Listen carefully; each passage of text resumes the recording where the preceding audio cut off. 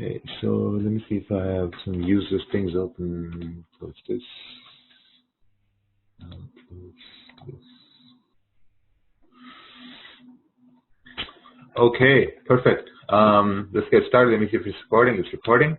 So it's a refresher, May 11th, 2019. We're basically going to go over, like how do you identify this phenomena called breakout, right? It's basically how the candles move through areas, right? And that movement is basically called a breakout, right? And then there's certain things happen, when candles reach an area where candles have previously rejected from like important price levels. So those are rejection areas too, right? So we're going to go over all of that here. Can you please post in text chat? Let me see. It's posted in text chat.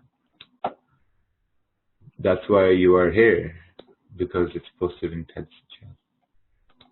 Is it?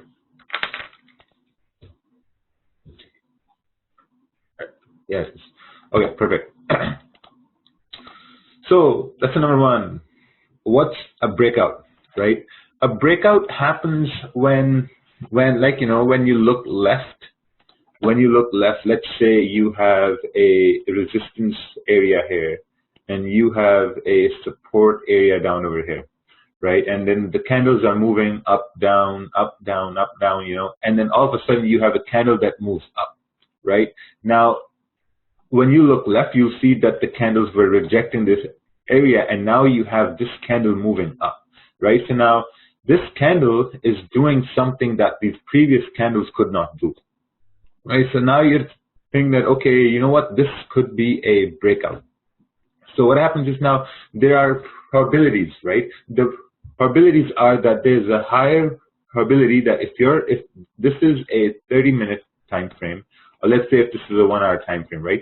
The probability of this move to continue up is higher than the probability of it moving down, right? So for the sake of simplicity, what we're going to do is we're not going to include fakeouts here, because that just confuses a lot of people. So we're only going to focus on the trend, right? So in this case, the trend is up. So what happened was price came up, it reached into a consolidation area because it found resistance, and then it found support, right? It reached a consolidation, broke out. So now when you're trading the trend, you're looking for these moves, right? You're looking for candles to do things that the previous candles could not do, right? So when you're looking at the charts, you're only looking at candles, and that's all what we see. So it's very, very important for you to know what candles are doing, how to study candles, how to tell, in a way, like how to tell a story of candles, right? So that's what a breakout is like. It's a continuation of trend, right? But before it happens, always remember, I'll repeat it again,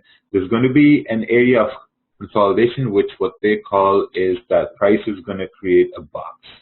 So this is your box, and then you have a candle that breaks out, and then what you expect the next candles to do, what do you expect? Will it continue? Now, there two things are going to happen. Either the candles are going to continue moving up, or what they're going to do is that they'll try to form some sort of a support.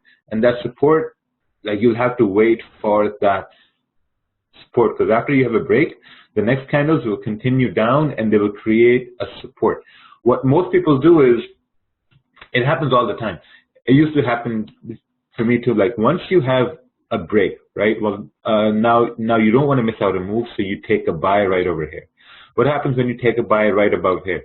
The candle starts to move down, and you're like, oh shit, I become the way, So that's where you get the perfect entry for a sell, but in the opposite way, right? So you took a buy anticipating a move up, but then you have a move down. So what happens when you took a buy up over here? When you have a buy up here, you always got to think, right? The step number one is to think that, okay, if you're going to take a trade, where will your stop loss be? Make sense? So if you're taking a buy here, where do you think your stop loss is going to be? It can't be down over here, because the important zone that broke was down over here. So we're going to go over a lot of examples here later on, but this is just for the sake of explanation. But a good trader will say, okay, you know what, I took a bad entry up over here, so maybe a stop loss down here would make sense. So now think about it.